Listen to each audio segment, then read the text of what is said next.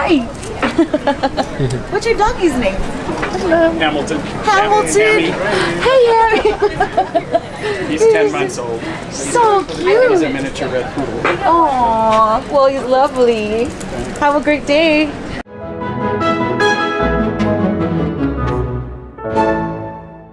Back on the Purple Road with another amazing art gallery to visit, and this time we are on Ocean Avenue.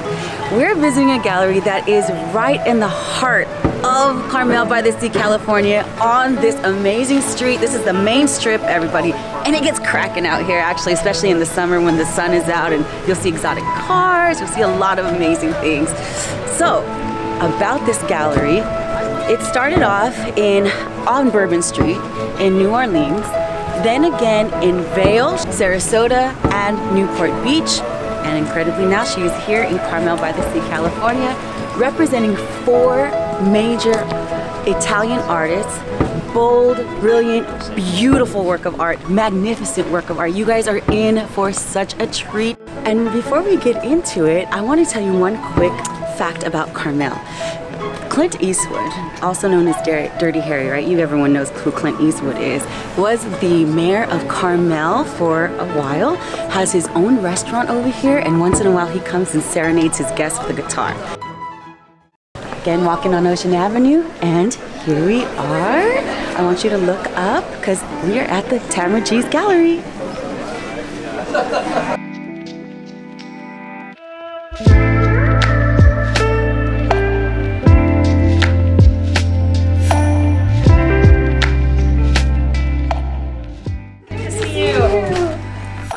Thanks for joining us on the Purple Road. Of course, yeah. Everybody, this is DeAnn Brady, the art director here at Tamara G Gallery. Hi. Thank you again for joining us, and we are going to give our audience something super spectacular, which is the treat of discovering this beautiful gallery that you maintain, that you direct, that you make lovely. Thanks for having us. We appreciate it. Absolutely. Yeah. And you look lovely today. Oh, thank you. Got my pearls on. I'm excited to know about all the art. What do you have for me today? So we represent 4 different Italian artists. We got into the art business in 1994 after being in the jewelry business since 1976. Ooh, okay. So I'm going to just kind of walk you through the different artists. So this is Andrea Stella. Andrea Stella. And he is our featured artist. He lived in the Tuscan countryside in a converted monastery. So just this beautiful home on a hill in the Tuscan countryside. No inspiration there, right? And that's where his studio was, where he created all of this art. His technique, it was proprietary to him, but what we do know that he did is he covered all of his canvases with the gold leaf first. So you see this was left exposed right here, whereas there is gold leaf under here where it's covered up. Oh wow, so if you kind of scratch that surface, you'll find gold leaf. Correct, yes. We don't recommend that, but yes. Then he would layer out from there with a variety of paints and materials, including some copper leaf as well. And then there was some oxidation. That's where you see the dark pieces over here. And he did all of his own frames himself.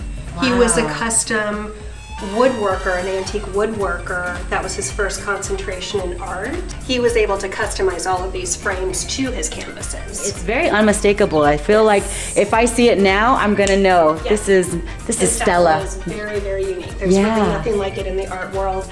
We obviously get a little bit of comparison to Gustav Klimt because of the gold leaf exposure, but beyond that, there's really nothing like it in the art world.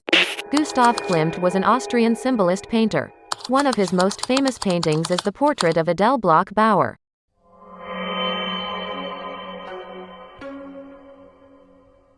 The painting was stolen by the Nazis in 1941. In June 2006, portrait of Adele Bloch-Bauer was sold for $135 million. Welcome back. I hope you loved that quick little piece, and it was so funny because I could see how people could relate or even mistake Andrea Stella for Gustav Klimt. Can you see it?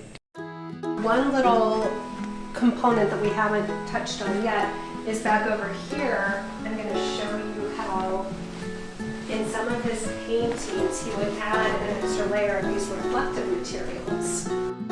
As you're walking by it, do you see the color shift? Yes. Yes. Like iridescence Yes. of some sort to it.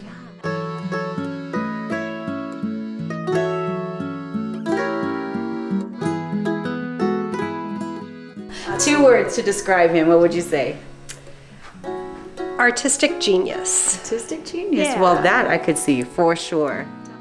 Just something before we move on to our next artist, something about Stella that people would want to know is he was the first living artist to be invited to display at the Uffizi in Florence.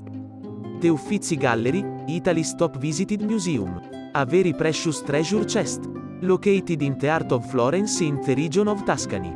The Uffizi Gallery hosts works of art by great Italian artists such as Botticelli, Cimabue, Michelangelo, Leonardo da Vinci and Raffaello, and many more. So this is Norberto Martini.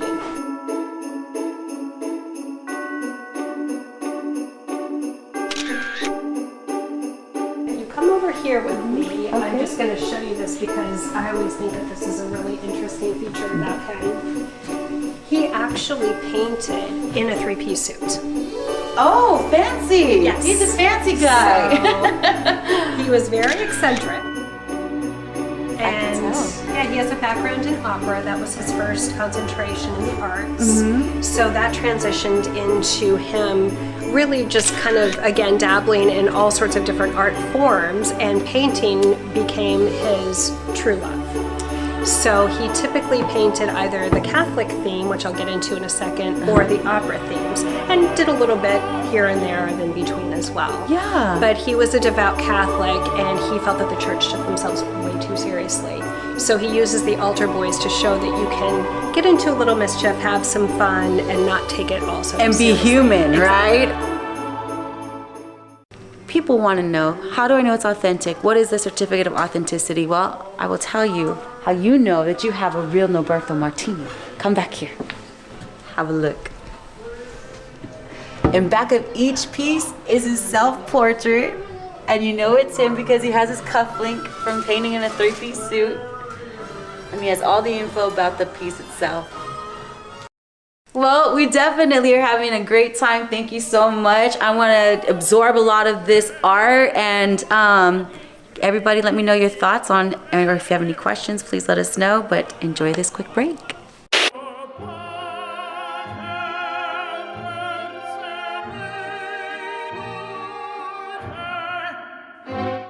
Wow, you guys, I cannot get enough of Andrea Stella.